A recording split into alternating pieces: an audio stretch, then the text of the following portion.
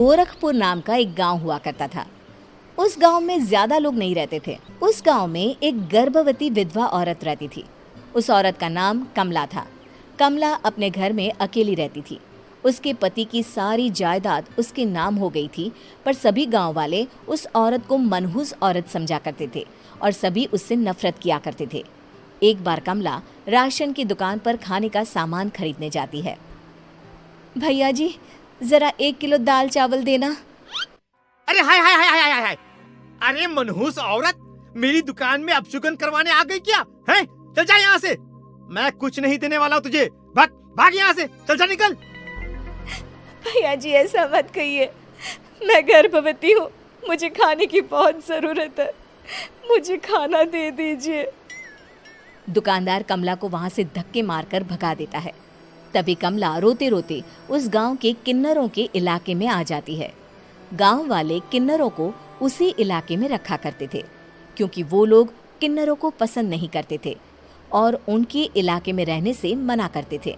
तो किन्नरों ने उसी गांव में अपना एक इलाका बना लिया था।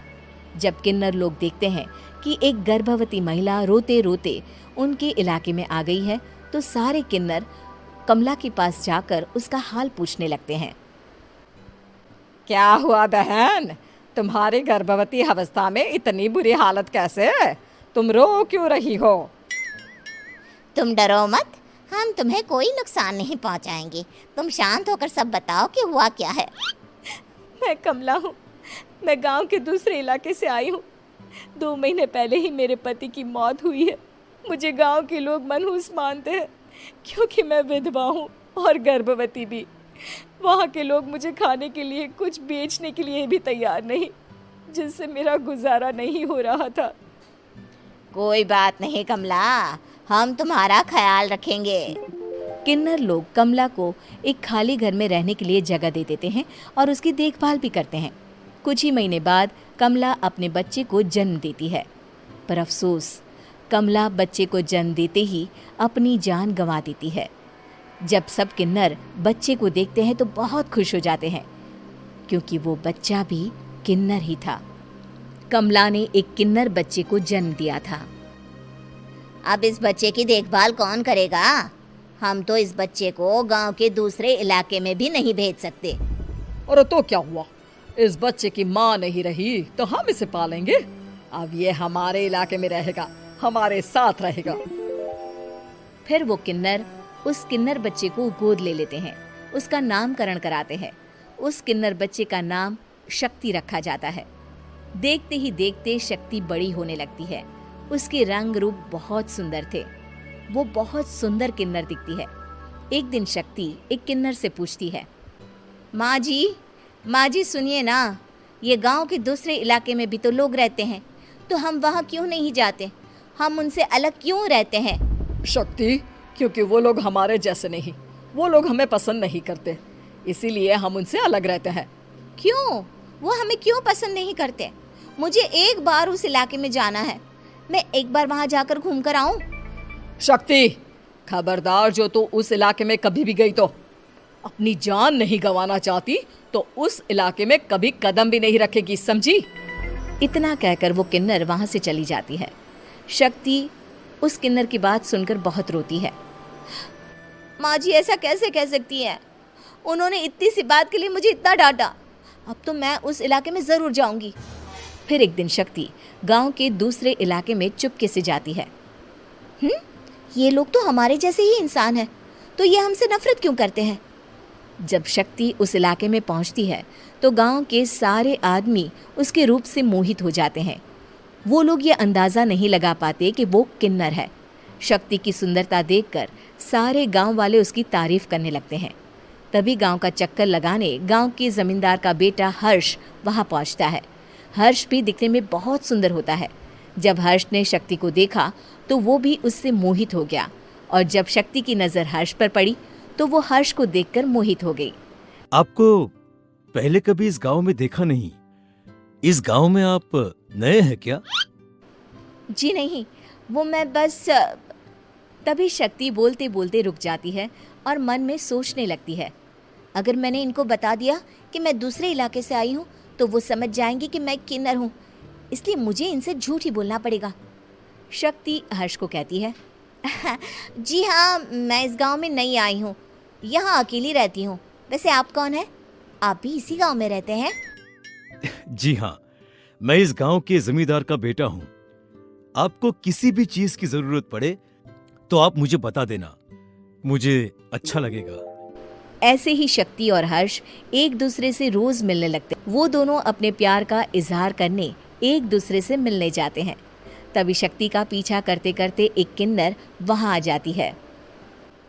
शक्ति, शक्ति, मैं तुमसे बहुत प्यार करता हूँ। मैं तुमसे शादी करना चाहता हूँ। क्या तुम मुझसे शादी करोगी?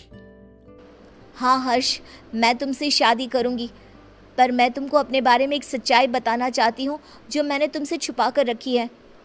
तभी उनके बीच में ही वो किन्नर आ जाती है। शक्ति, तेरी हिम्मत कैसे हुई ऐसा करने की?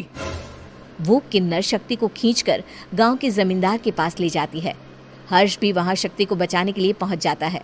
जमींदार शक्ति और हर्ष के प्यार के बारे में सुनकर गुस्से में आ जाता है और शक्ति को गांव के बाहर निकालने की सजा देता है।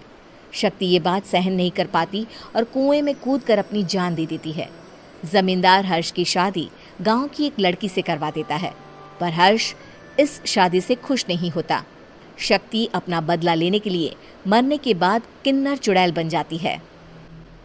अब मैं इन गाँव वालों को नहीं छोड़ूंगी, अब इनसे मैं अपने प्यार का बदला लूंगी। किन्नर चुड़ैल गांव वालों को परेशान करना शुरू कर देती है। एक बार वो रात को गांव के खेतों में पहुंच जाती है और वहां आग लगा देती है। सारी फसल जल के राख हो जाती है। जब एक आदमी रात को उठकर देखता है कि खेत में आग लग गई है तो वो वहां पहुंच जाता है। वो देखता है कि खेतों के बीचों बीच एक किन्नर चुड़ैल खड़ी है और वहां खड़े होकर ताली बजा रही है। गांव वाला किन्नर चुड़ैल को देखकर बेहोश हो जाता है। जब सुबह उस आदमी को होश आता है तो वो सीधा जमींदार के पास जाता है। अरे जमींदार साहब, अरे वो किन्नर चुड़ैल ने मेरी सारी फसल जला दी। अब मैं क्या करूंगा? क्या होगा मेरा? जमींदार चुड़ैल किन्नर का नाम सुनते ही सब कुछ समझ जाता है। अब वो बहुत डर जाता है। उसी रात को जब जमींदार डर के मारे अपने कमरे में सो नहीं पाता, तभी वहां अचानक से किन्नर चुड़ैल आ जाती है। किन्नर चुड़ैल जोर जोर से जमींदार के आगे खड़ी होकर हंसने लगती है और ताली बजाने लगती है। जमींदार उस डरावनी किन्नर चुड़ैल को देखकर बहुत डर जाता है। तूने मेरे साथ बहुत बुरा किया, अब मैं तुझे जान से मार दूंगी। नहीं नहीं नहीं नहीं नहीं, मुझे माफ कर दो, मुझे मत मारो। मैं कभी ऐसा दोबारा नहीं करूंगा। अब तुम जो बोलोगी वही मैं करूंगा। ठीक है, मैं चाहती हूँ कि किन्नर इलाका गांव के इलाके से जुड़े और गांव का कोई भी आदमी किन्नर समाज से द्वेष ना करे, उससे नफरत ना करे, नहीं तो मैं सारे गांव को मार दूंगी। और तुम गांव में एक नया कानून बनाओ कि अगर किसी ने भी किन्नर समाज को हानि पहुंचाने की कोशिश भी करी या इनसे भेदभाव करने की भी कोशिश करी तो उनको कड़ी से कड़ी सजा मिलेगी। हाँ हाँ हाँ हाँ, मैं ऐसा ही करूंगा। तुम जो बोलोगी वो मैं करूंगा, पर मुझे जाने दो प्लीज। तब वो किन्नर चुड़ैल वहां से चली जाती है। गांव का जमींदार किन्नर चुड़ैल का कहा मानते हुए दोनों इलाकों को एक कर देता है और नया कानून भी लागू कर देता है। तब से वहां किन्नर समाज और बाकी गांव वाले शांतिपूर्वक रहने लगते हैं।